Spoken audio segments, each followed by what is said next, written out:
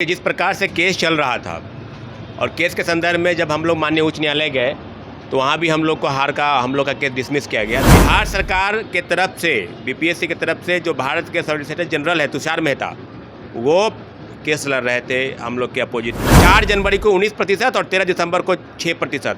तो दोनों के बीच में क्या समानता है? दोनों के बीच में लगभग तिगुना रिजल्ट आया। हम लोग बार बार बता रहे हैं कि हम लोग 2 विषय जिस विषय चर्चा कर रहे हैं वो सामान्यकरण का है। बीपीएससी ने खंडन किया है कि सामान्यकरण लागू नहीं हम करेंगे। कहने का मतलब है कि आप गलती करते जाए और हम लोग सवाल पैदा भी ना करें, हम लोग विरोध प्रदर्शन न करें। इस 17वीं एग्जाम को लेकर देखिए अभ्यर्थियों को निराशा मिली है, जहां अभ्यर्थियों को हार का सामना करना पड़ा है। मामला सुप्रीम कोर्ट पे चल रहा था और ऐसे में कोर्ट ने केस को डिसमिस सीधा कर दिया है। अभ्यर्थियों में निराशा है और अभ्यर्थी काफ़ी ज़्यादा आप जाकर परेशान हैं। तो वहीं लगातार अभ्यर्थियों की आवाज़ बुलंद करने वाले छात्र सौरभ है इस वक्त हमारे साथ, जहां छात्र सौरभ से हम जुड़ेंगे, बात करेंगे। सौरभ, क्या कहेंगे जिस तरीके से मामला सुप्रीम कोर्ट में चल रहा था, आप लोग आशा लगाए बैठे थे कि जीत होगी लेकिन हार मिली है, क्या कहेंगे? देखिए, बहुत ही निराशा है। बहुत बहुत धन्यवाद आपको, क्योंकि जिस प्रकार से केस चल रहा था और केस के संदर्भ में जब हम लोग माननीय उच्च न्यायालय गए तो वहाँ भी हम लोग का केस डिसमिस किया गया। तो हम लोग के पास एक था कि हम लोग अपेक्स कोर्ट में जो है इस चीज़ को चैलेंज करें, और तब हम लोग जो है माननीय उच्चतम न्यायालय ने सुप्रीम कोर्ट गए। और आज सुप्रीम कोर्ट में कल भी सुनवाई होनी थी लेकिन सुनवाई टली, आज होने वाली थी। तो पप्पू कुमार, नेहा प्रवीण, प्रशांत कुमार और आनंद लीगल फोरम 4 हमारे केस को क्लब करते हुए सुनवाई हुई। और पूरी तरीके से हम लोग आश्वस्त थे। देखिए, विषय जिस बात को लेकर था कि बिहार सरकार के तरफ से बीपीएससी की तरफ से जो भारत के सॉलिसिटर जनरल है तुषार मेहता, वो केस लड़ रहे थे हम लोग के अपोजिट, हम लोग के रिस्पोंडेंट, और हम लोग के तरफ से जो थे हम लोग केस लड़ रहे हैं। सवाल 2 विषय को लेकर है। ये विषय हम लोग अब हमेशा उठाते रहेंगे, भले ही हमारी हार हुई है, लेकिन इस विषय पर क्या बीपीएससी और सरकार जवाब दे पाई? क्या 13 दिसंबर को परीक्षाएं हुई, जो बापी परिसर केंद्र है वहाँ पर 18,000 परीक्षार्थी का दोबारा जब परीक्षा लेते हैं 4 जनवरी को, तो वहाँ पर 19% लोग पास किए, और 4 जनवरी को 19% और 13 दिसंबर को 6%।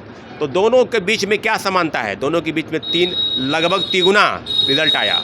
लोगों को पैटर्न पता चल गया कि परीक्षा के प्रश्न किस प्रकार से पूछे जाएंगे। ये 150 प्रश्न का मामला था। अगर बीपीएससी कहती है कि सामान्यकरण हम लागू नहीं करेंगे तो 2 अलग अलग प्रश्न को आप इक्वल कैसे कर सकते हैं? ये सामान्यकरण नहीं है तो क्या है? क्या स्केलिंग व्यवस्था लागू की गई? क्या सामान्यकरण लागू नहीं हुआ? तो इसी विषय पर हम लोग पूरी तरीके से और सारी चीज़ों पर गड़बड़ी के रूप में हम लोगों ने जो वीडियो, जो व्हाट्सएप चैट, जो एविडेंस हम लोगों ने सबमिट किया सुप्रीम कोर्ट को, वो इसी विषय पर था कि 2 अलग अलग पेपर एक कैसे हो सकता है। इस बात को सुप्रीम कोर्ट ने सीधे तौर पर खारिज किया है। हम लोग काफ़ी निराशा में हैं। ये बात सही है कि हमारी लड़ाई मेंस के अभ्यर्थियों के साथ नहीं है कि मेंस के परीक्षा जो 25 अप्रैल से होने वाली है उनके लिए हम लोग बाधा उत्पन्न कर रहे हैं। बिल्कुल बाधा उत्पन्न नहीं कर रहे हैं। एक बात आश्वस्त कर दे आप लोगों को आपके चैनल के माध्यम से कि पूरी तरीके से आप एक बात जान लीजिए कि पीटी में अगर गलत हुआ है तो मेंस में भी गलत होगा। जो पद बेचने की तैयारी बीपीएससी के माध्यम से है, जो व्यक्ति खुद भ्रष्टाचार में लिप्त है, रवि परमार मनु भाई, उस व्यक्ति पर आप क्या सवाल आपके साथ गलत होगा। मेंस परीक्षा में भी आपके साथ इंटरव्यू में भी गलत होगा। अब बीपीएससी पर सवाल हम खड़ा कर रहे हैं। सौरभ, सवाल ये उठ रहा है कि पुख्ता सबूत आप लोगों के पास नहीं थे, इस कारण से शिकस्त मिली है, हार मिली है। हम लोग बार बार बता रहे हैं कि हम लोग 2 विषय जिस विषय चर्चा कर रहे हैं वो सामान्यकरण का है। बीपीएससी ने खंडन किया है कि सामान्यकरण लागू नहीं हम करेंगे। तो 2 अलग अलग विषय एक कैसे हो गए? 300 प्रश्न पूछे तो आप 150 कैसे कह सकते हैं? ठीक है, हम लोग हार गए, हम लोग के पास सबूत नहीं है। ऐसे ही हम लोग बैठे हुए थे गर्दनीबाग में। ऐसे जिस प्रदेश के युवा को मुख्यमंत्री से मिलने का समय नहीं दिया गया और सरकार जो है लगातार लाठीचार्ज करती रही, जब हम लोग कोर्ट गए तो वहाँ से निराशा हुई, तो हम लोग कहाँ गए? जाएँ अंतर्राष्ट्रीय न्यायालय जाए, दी हेग जाए। यहाँ से आप जांच करते हैं, आप लाठीचार्ज कराते हैं। कहने का मतलब है कि आप गलती करते जाए और हम लोग सवाल पैदा भी ना करें, हम लोग विरोध प्रदर्शन न करें, हम लोग यूं ही इस प्रकार से करते रहे। हम लोग कोर्ट जाए तो वहाँ से भी हम लोग को हार का सामना करना पड़े। तो हम लोग जाएँ तो जाएँ कहाँ, किसके पास जाए? आप बताएं ना। जिसके घर में पैसा का बंडल मिलता हो, उस जज पर क्या कार्रवाई हुई है?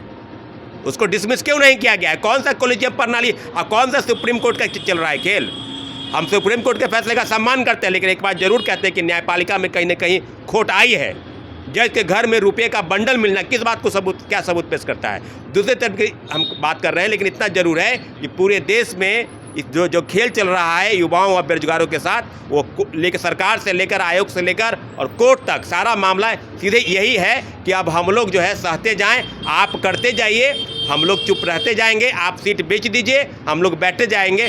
गरीब किसान मजदूर के बच्चे को अधिकारी बनने का कोई अधिकार नहीं है, जिनके पास पैसे हैं वही बनेंगे, अन्यथा हम लोग यही कोर्ट के फैसले के सम्मान करते हैं। लेकिन इतना जरूर है कि हमारे साथी जितने भी थे जो गर्दनीबाग की लड़ाई लड़े, हम लोग लड़ेंगे, फिर कोई भी लड़ाई होगा हम लोग लड़ेंगे। लेकिन इतना जरूर है कि हम लोग पीछे नहीं हटे हैं। हम लोग को जितना करना था, सुप्रीम कोर्ट जाना था, हम लोग सुप्रीम कोर्ट गए हैं। क्या करेंगे आगे हम लोग बैठेंगे, वहाँ के जो लोग आए हैं, हम लोग जो गर्दनीबाग में बैठे थे, हम लोग सब मीटिंग बुलाकर आगे की कार्रवाई क्या हम लोग करने जा। लेकिन इतना जरूर है कि हम लोग के साथ अच्छा नहीं हुआ, न आयोग अच्छा की, न सरकार अच्छा की, न कोर्ट के माध्यम से अच्छा हुआ। पूरी तरीके से हम लोग निराशा के खाई में चले गए हैं। अभ्यर्थियों के साथ अन्याय हुआ है, हम लोग के साथ कुछ भी बढ़िया नहीं हुआ। देखिए, अभ्यर्थियों के साथ, छात्रों के साथ कुछ भी अच्छा नहीं हुआ है। ऐसे में बैठेंगे, मीटिंग करेंगे और आय की रणनीति तैयार करेंगे। छात्र सौरभ न्यायालय पर भी सवाल उठा रहे थे, सम्मान कर रहे थे, लेकिन सवाल भी उठा रहे थे, साफ तौर पर कहते हैं कि न्यायालय के फैसले का हम सम्मान करते हैं, लेकिन न्यायालय भी कहीं ना कहीं पारदर्शितापूर्वक काम नहीं कर रहा है। ऐसे में बीपीएससी 17वीं एग्ज़ाम की मांगों को लेकर जिस तरीके से देखिए सुप्रीम कोर्ट में सुनवाई हुई है, वहां अभ्यर्थियों को निराशा मिली है, तो वहीं डिसमिस केस को सीधा सीधा कर दिया गया है। फिलहाल अभ्यर्थियों को जीत नहीं मिली है, अभ्यर्थियों को हार मिली है, तो वहीं आगे चल के देखना ये होगा कि क्या कुछ होता है अभ्यर्थियों के हित में। पटना से सहयोगी पंकज के साथ अभिषेक।